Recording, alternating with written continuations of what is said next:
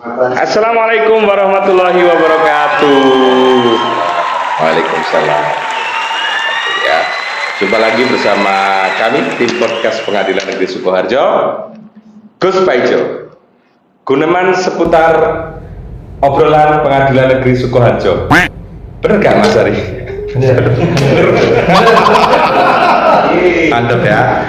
Oke, podcast kali ini ya. Jumpa lagi tentunya bersama host yang sudah terkenal di jagat raya, Mas Asrofi ya, saya sendiri Asrofi. Kemudian ini kita kedatangan narasumber ya, bintang tamu yang berwibawa dan tampan se-Sukoharjo. Ini beliau ini juga sudah pernah menjadi narasumber ya di PN Sukoharjo untuk podcast kita yang episode kedua ya kayaknya. Nah sekarang tampil lagi, tapi dulu belum perkenalan sepertinya. Kita kenalan ya. Kalau sudah kenalan ya kita kenal lebih jauh karena kata pepatah tak kenal maka tak sayang. Begitu ya Pak Hari. Itu di belakang layar ada Pak Hari, Mas Dwi, ada beberapa orang lagi di belakang sana menonton podcast kita. Ya. Selamat datang Pak narasumber, Bapak Wakil Ketua Pengadilan Negeri Sukoharjo, Bapak. Oke, namanya monggo Bapak Wakil. Ada lengkap ya, monggo. Khairuman Pandu Kusuma Harahap. Khairuman Pandu Kusuma Harahap. Dari namanya pasti tahu kan, ini orang mana? Ya, beliau ini orang mana? Ya, orang Manado. Salah ya. Orang Batak tapi sudah halus ya, kalau bicara lebih halus daripada saya yang asli orang Jawa ya. Jadi beliau ini Bapak Wakil Ketua Pengadilan Negeri Sukoharjo yang bertugas di sini sejak tahun berapa? November 2021. November 2021 bulan ya, belum ada sekali ya Pak ya? Belum. Ya, oke. Betah ya Pak di sini ya? Alhamdulillah. Baik, sebelumnya Bapak tugas di Pengadilan Negeri Bulukumba. Pengadilan Negeri Bulukumba, Sulawesi Selatan ya Pak ya?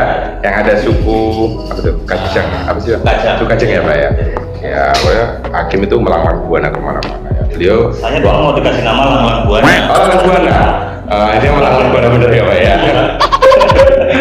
Bapak sebelumnya bertugas di Pengadilan Negeri Bulukumba, Sulawesi Selatan kelas 1B. Waktu itu Bapak sebagai Ketua Pengadilan Negeri ya, karena di sini kelas 1A, beliau sebagai Wakil Ketua Pengadilan Negeri Sukoharjo. Insya Allah kita doakan sebentar lagi jadi ketua ya. Baik, untuk tema kali ini para pemirsa Gus Paijo yang sangat fanatik, Gus Paijo lover ya namanya ya Mas Dwi, ya nak?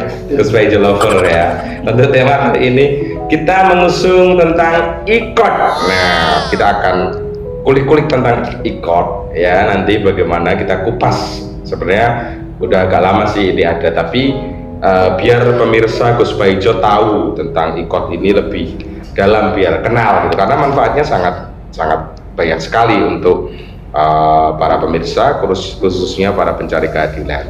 Langsung saja ya Bang ya, rodok deg-degan aku nek yang narasumbernya Pak Wakil ini agak nanti salah di jewer saya. Enggak ya Pak ya. Pertama ya Pak ya, ini sebenarnya apa sih Pak yang dimaksud dengan IKOT itu, dan dasar hukumnya itu apa Pak, di mana? Pak. Jadi IKOT itu adalah merupakan sebuah layanan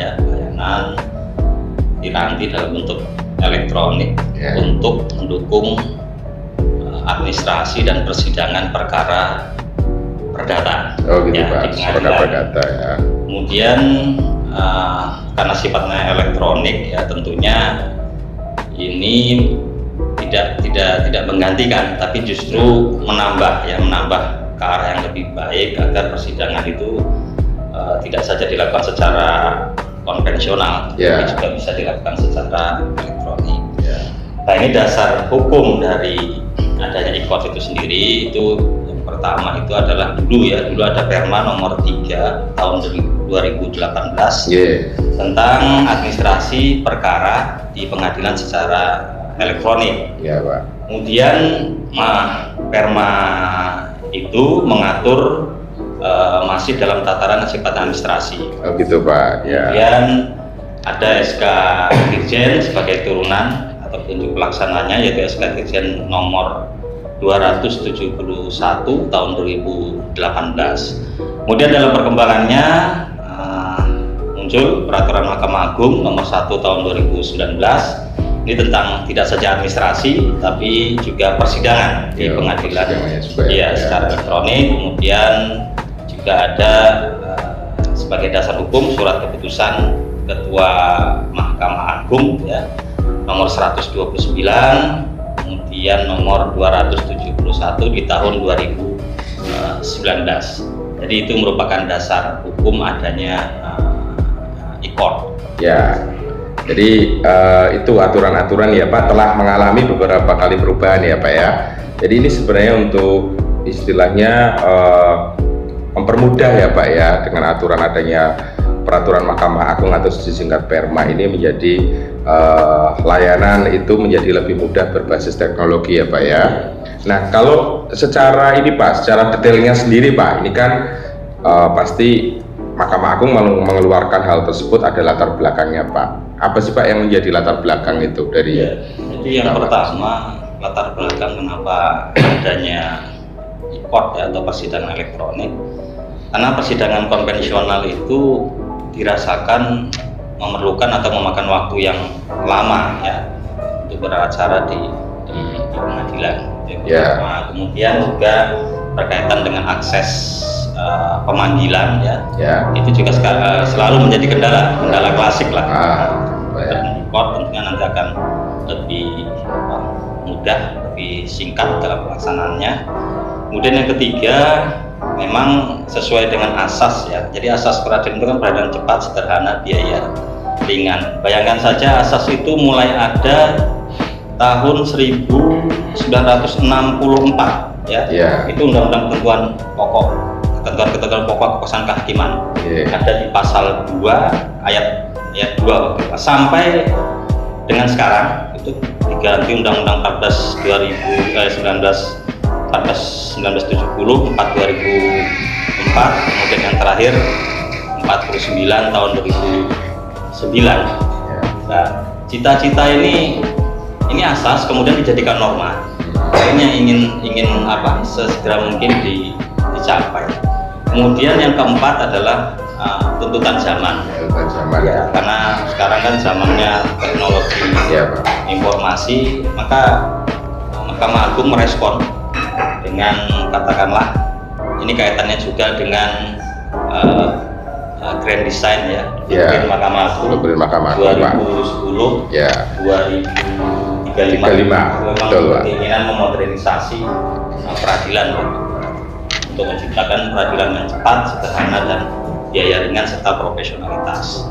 Kemudian yang terakhir adalah untuk kemudahan berusaha atau easy doing business. Ini memang tuntutan pemerintah agar Mahkamah Agung juga mempunyai peran agar bisa memberikan kemudahan berusaha kepada apakah itu masyarakat, apakah itu perbankan dan lain sebagainya. Memang ada dua produk waktu itu. Yang pertama produk PERMA tentang gugatan sederhana, yang kedua PERMA tentang ICOT ini. Karena bayangkan saja misalkan advokat ya, pengacara dia bersidang satu hari di 5 tempat di pengadilan yang berbeda. Nah, dengan ICOT ini dia hanya bisa berada di satu tempat saja sudah bisa ikut sidang di mana-mana. Ini betul-betul ya ringankan, kemudian mempercepat, kemudian menyederhanakan proses peradilan. Nah, itu latar belakangnya ya Pak ya. Sementara ini Pak ada tehnya ini. Mas Dwi, ayo. Ini baru beberapa pertanyaan dia sudah muncul minum ini. Ini luar biasa sekali. Nah, ini di balik layar. Moga Pak sambil diujuk kita lanjutkan ya Pak ya. Jadi itu kan tadi latar belakang nggih Pak nggih. Terus kalau mungkin bisa istilahnya manfaat Pak ya, bisa dijabarkan manfaatnya itu adanya ICOT ini apa Pak untuk para pencari keadilan? Sebenarnya kaitannya tadi dengan latar belakangnya ada. Jika latar belakang itu kan ada permasalahan, maka tentunya akan diambil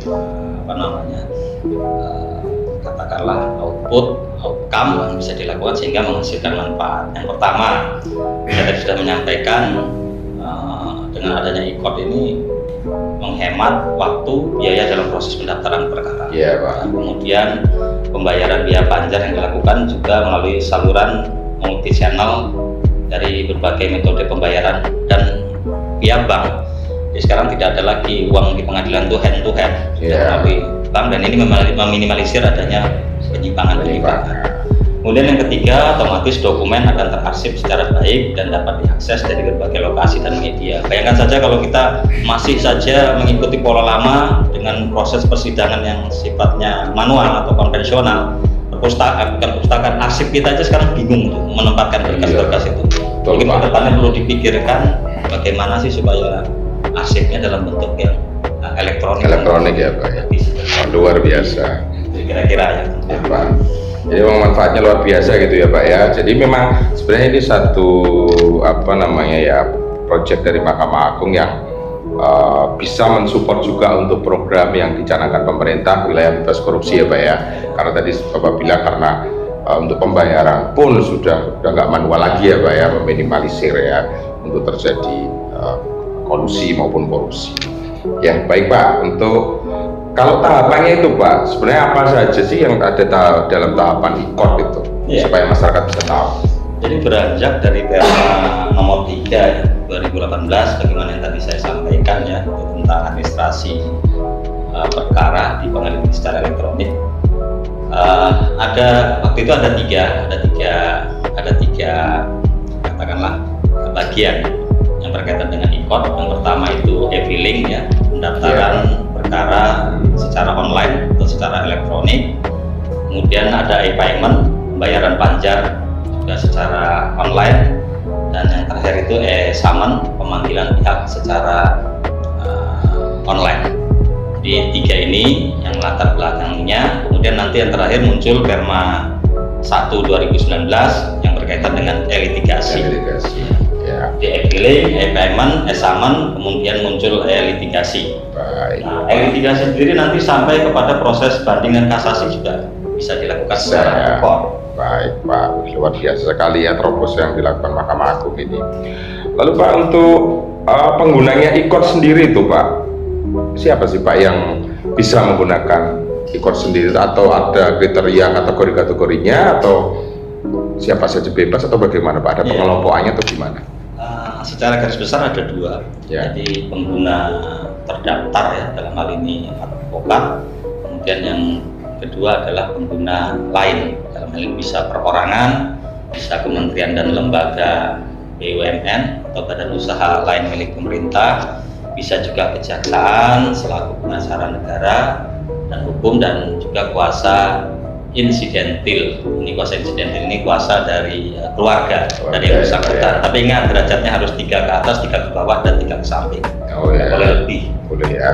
Jadi kalau nggak terlalu jauh banget itu udah enggak. Kita kan orang tua, kakek, buyut atau kakek. Ya. Kalau ke bawah kan anak, cucu, cicit. Jadi lurus mungkin gue. Terlalu kecil Pak. Nanti masih bayi ke sini Pak. Jadi nggak mungkin ya Pak ya. Dan itu pun juga harus dibuktikan dengan surat-surat ya. Nanti akan ketahuan juga kalau bohong. Misalnya ngaku-ngaku ini orang tuanya apa gitu kan, ada surat-surat yang harus dipenuhi dalam kuasa insidentil ya Pak ya. Nah kemudian kan tadi udah ada pengguna Pak. Nah kalau langkah-langkahnya Pak untuk jadi pengguna IKOT ini, kan tadi Bapak udah membaginya beberapa bagian gitu Pak. Nah kalau pemirsa ini pengen tahu nih, terus saya mau jadi pengguna ini caranya seperti apa, ini langkah-langkah yang harus ditempuh bagaimana itu Pak? Mungkin bisa dijelaskan Pak. Jadi harus mendaftar ya, mekanisme pendaftaran akun. Kalau untuk pengguna terdaftar itu dalam hal ini advokat, dilakukan secara daring dengan syarat-syarat ya. Ada KTP, ada kartu tanda anggota, ada juga berita acara sumpah. Nanti dia akan memiliki yang namanya alamat atau akun atau domisili elektronik.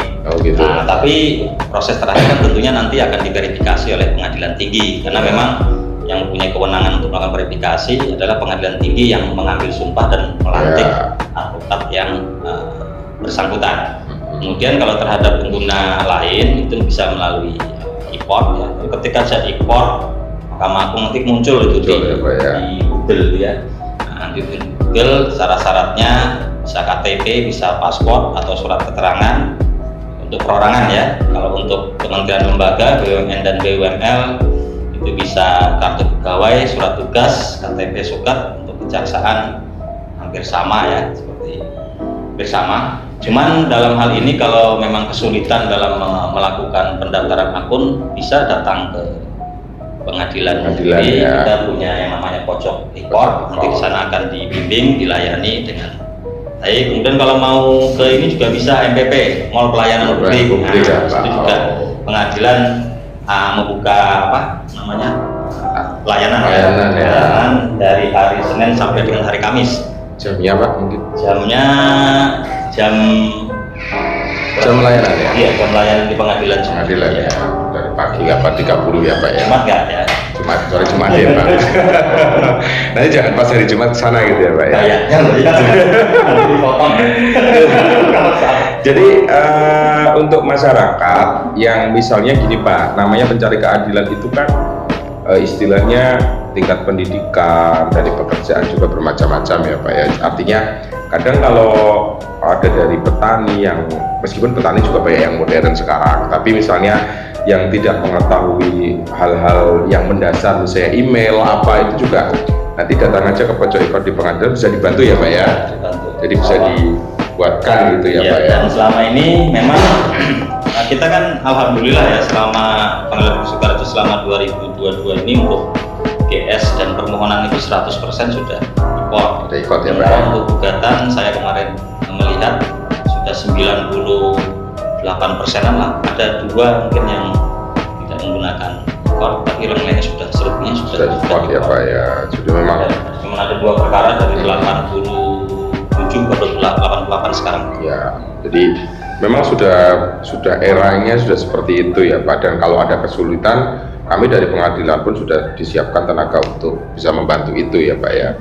Oke Pak, ini kok sepertinya Bapak mau minum dulu, monggo Pak. Ini saya juga harusnya mau minum dulu ya. Untuk di balik layar minum juga nggak tuh? Minum ya. Ambil kopi dan ngeteh, obrolan santai, podcastnya santai ya. Kita lanjutkan ya Pak ya. Nah terus tadi kan Bapak menyebut ada e-filing, kemudian ada e-payment, ada e-summon gitu ya Pak ya. Mungkin bisa dijelaskan Pak, mungkin kita dari e-filing dulu Pak. Itu tata caranya itu gimana sih Pak kalau mau apa e-filing gitu?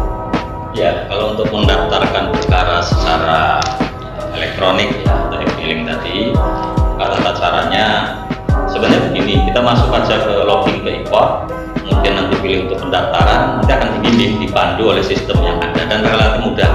Relatif mudah, kalau biasa belanja online itu biasanya lebih mudah lagi lah dari belanja online. Biasa pesan tiket pesawat ya mudah lagi menurut saya. Mudah ya Pak ya.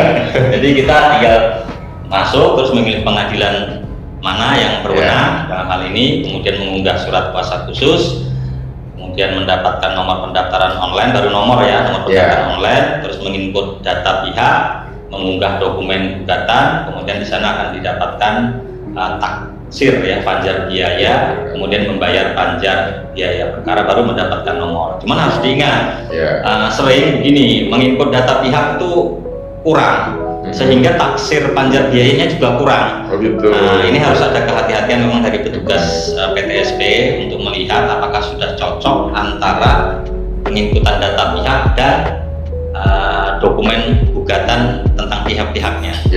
Kalau kurang, nggak usah diakses, artinya nggak usah di-oke-kan, ya. Jadi suruh menambah. Jadi memang harus diteliti dulu ya.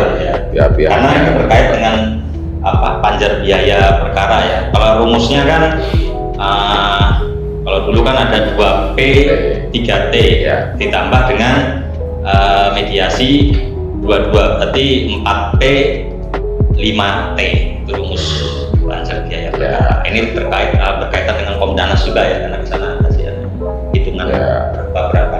Oke Pak. Baru setelah itu nanti dilakukan ada namanya proses e-payment ya Pak.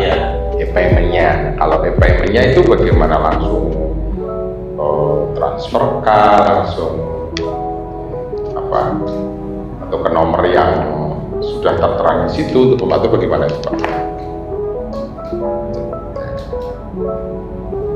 Baik, kalau e-payment kan berkaitan dengan pembayaran ya, tetap biaya perkara ya. Ya.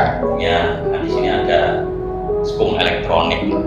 Jadi setelah mendapatkan berapa jumlah biaya perkara atau panjar biaya perkara, maka nanti ya di situ ada mendapatkan semacam PA virtual account.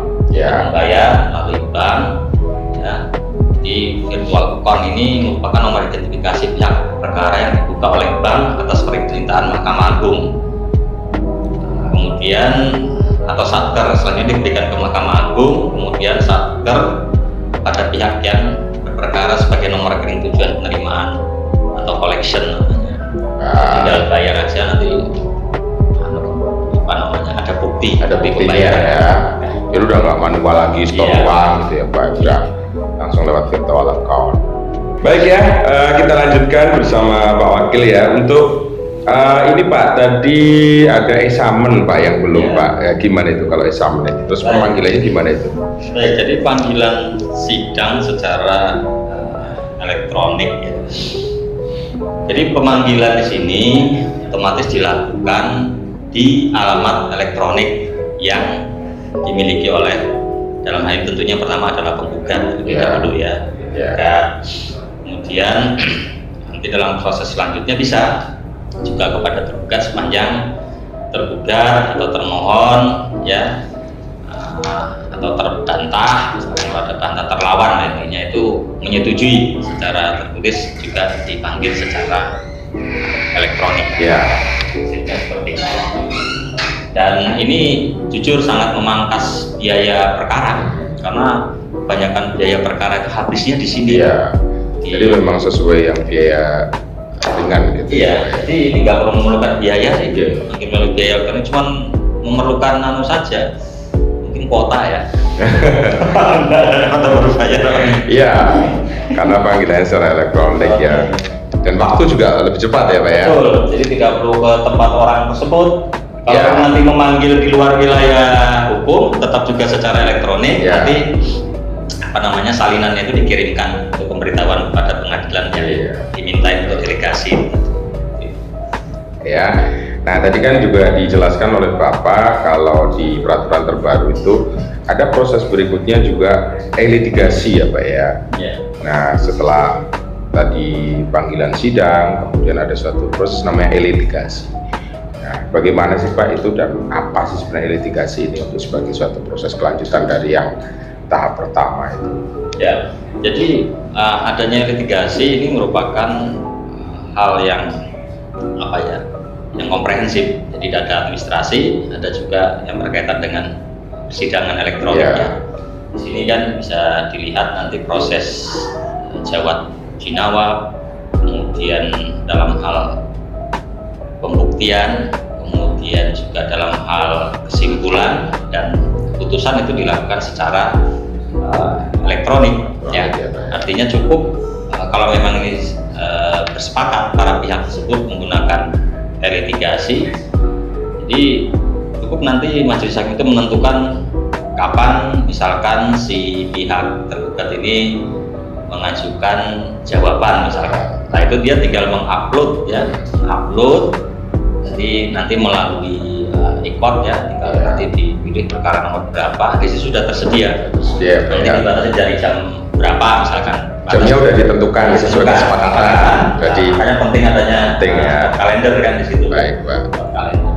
Nah itu dari jawaban, replik, duplik. Kalau mau ada replik, duplik, monggo silahkan sampai dengan pembuktian. Walaupun dalam pembuktian di sini misalkan surat misalkan atau saksi itu memang pada kenyataannya masih secara manual atau orang tapi secara peraturan itu sudah diatur. Nah, memungkinkan, artinya memungkinkan ya Pak ya. Persiapan sarana prasarana dalam hal misalkan saksi berada di luar bisa dilakukan telekonferensi juga sudah diatur. Tinggal kesiapan satker terkait bisa melaksanakan itu. Terus mengupload alat bukti juga.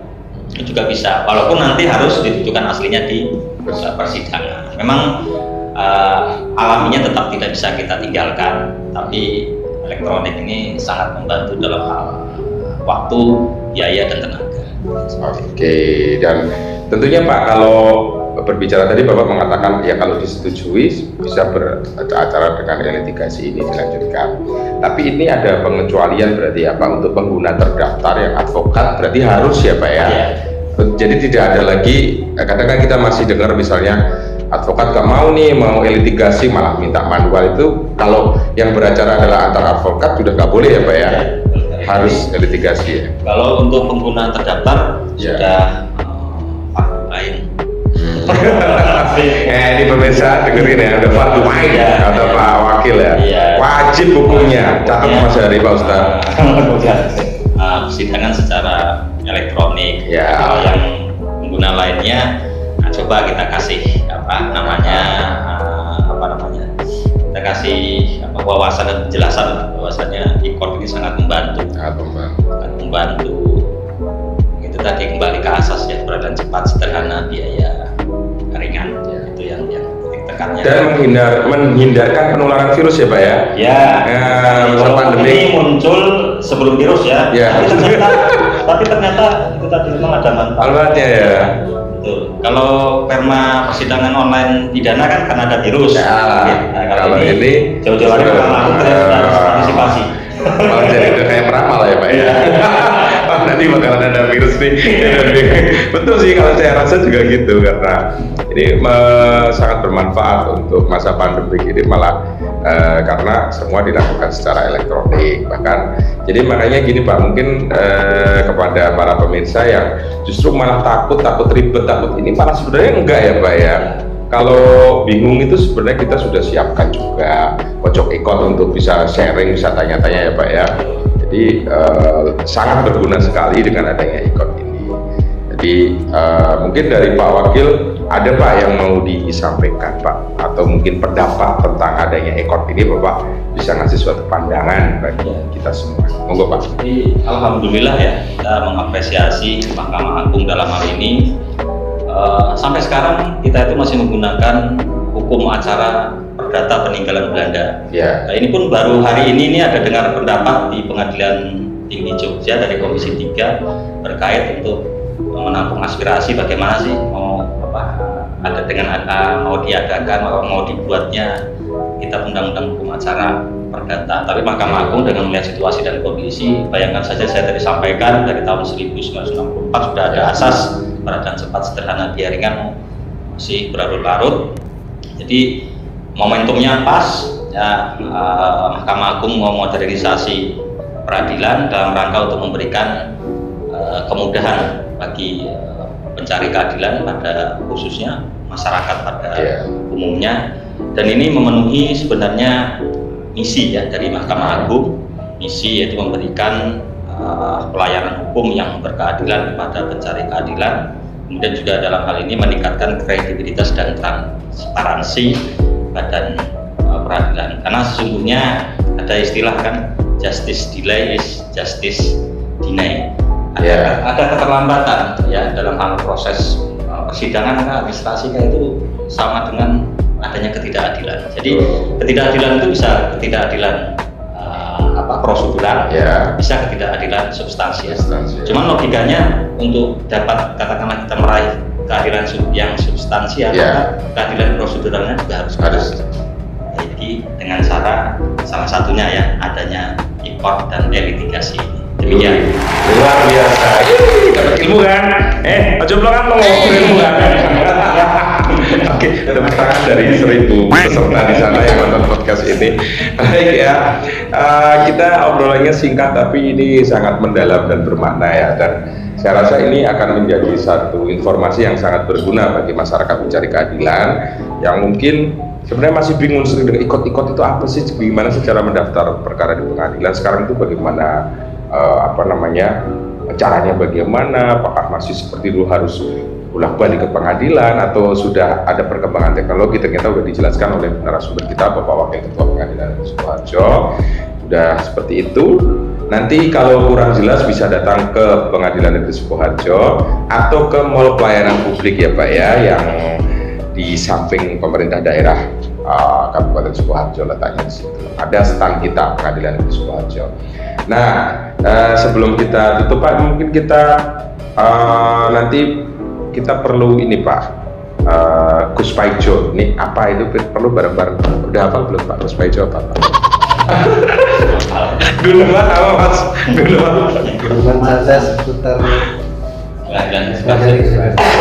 Oke, baik. Guluman santai. Tadi saya kurang santai kok dibenarkan. Saya bilang obrolan. Guluman santai seputar Pengadilan Negeri Sukoharjo. Guluman santai seputar. Gus Paijo Pak. Apa Pak? Guluman santai seputar Pengadilan Negeri. Oke, oke ya. Saya kemarin udah janji mau kasih pantun kita kosa ono desa ada-adanya ya Pak Saria. Ikan katamba punya Pak Wardoyo. cakep. Oke, cakep. Sampai jumpa. Saya ulangi deh,